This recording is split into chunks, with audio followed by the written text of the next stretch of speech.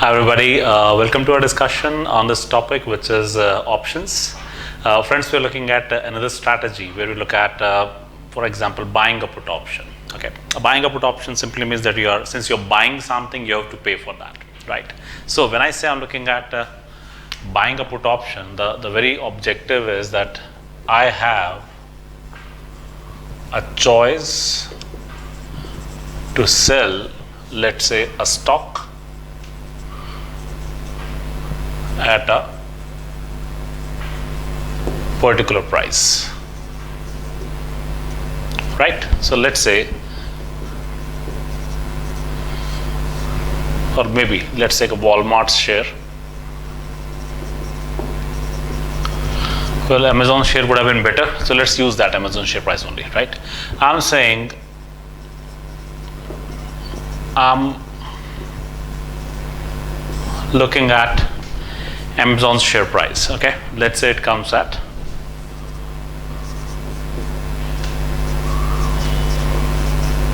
$1780 per share. Okay, now the whole idea of a put option is that I have a choice to sell a stock at a particular price. When would I exercise that option? When would I want to take that choice or make that choice? I would say that I would only want to make the choice if the share price declines or share price falls. Okay, so essentially, if I believe that the share price of a company is volatile and it's on the declining side, it is expected to be declining side, a buying a put option allows me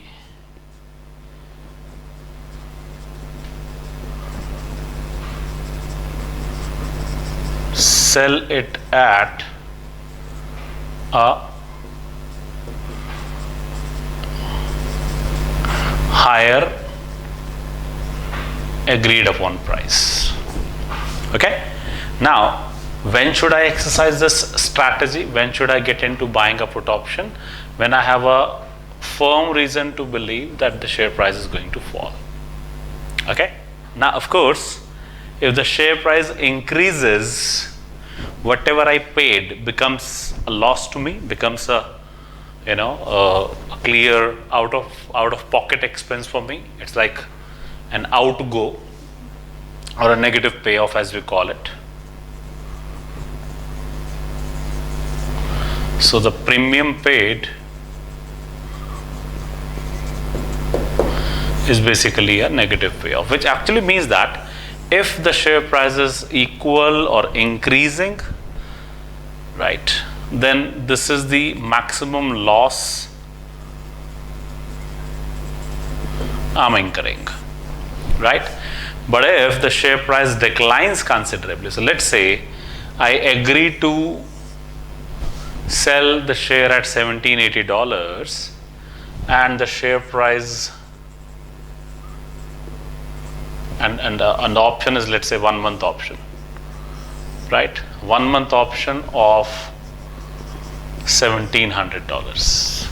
Okay, and the share price actually falls down to $1600. Okay, and let's say for the sake of it, the premium that I'm paying, the whole objective is that today the share price is $1780. I may hold the share, I may not hold the share. Let's not worry about that part as of now. After a month, the price is going to decline further. The market is expecting that, even I'm expecting it like that. So I'm saying that I would want to sell this share for $1700, okay, for which I'm paying a premium of, let's say, $50 here. All right. Now, essentially, this is something going out of my pocket on day one.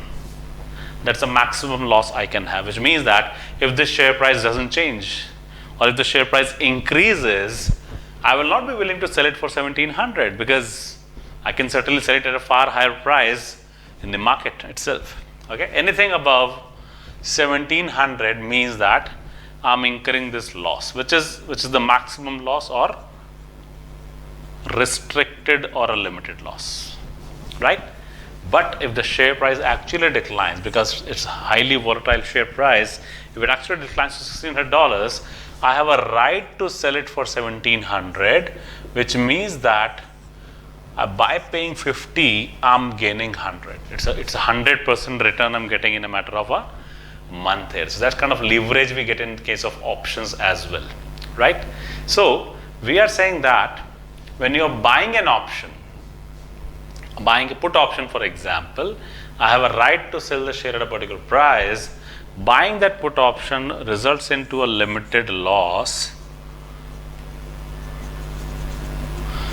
but unlimited profits. Of course, when I say unlimited, to the extent of the exercise price only, because the share price cannot go below zero. Okay. Now, adding to this part, adding to this theory, we are looking at a scenario where we say that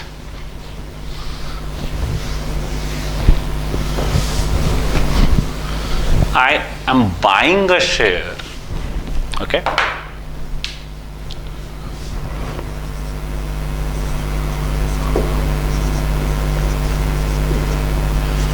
for $1,780. I'm buying an Amazon share today for $1,780. I'm very much bullish on this stock. I'm expecting that in the longer period, this share is going to bring even more value as compared to the past. I'm highly bullish on this particular share. Okay, but of course, I'm apprehensive that during the short term, it might even go down because of its volatility, right? So essentially what I'm saying is that I still get into a put option, let's say by paying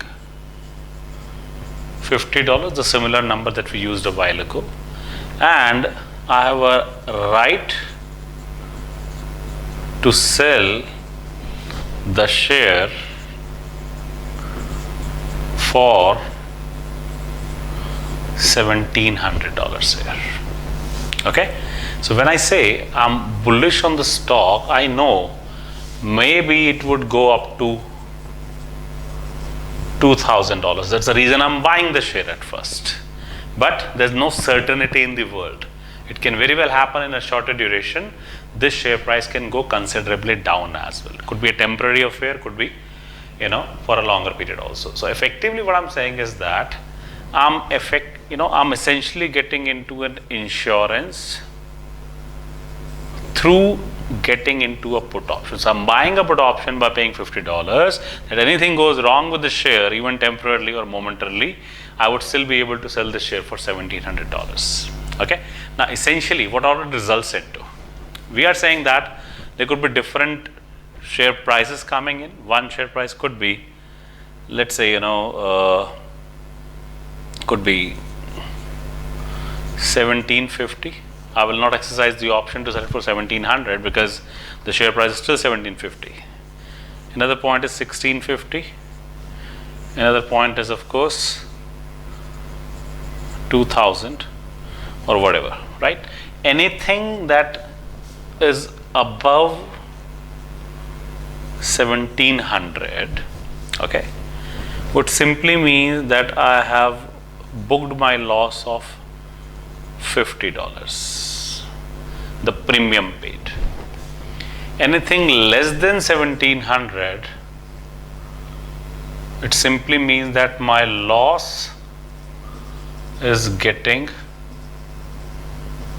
reduced now, essentially, because if it goes to $1,650, I can sell the share at $1,700, no matter the market would only give me $1,650, which means that I'm able to offset my premium cost with the reduction in the price of the share.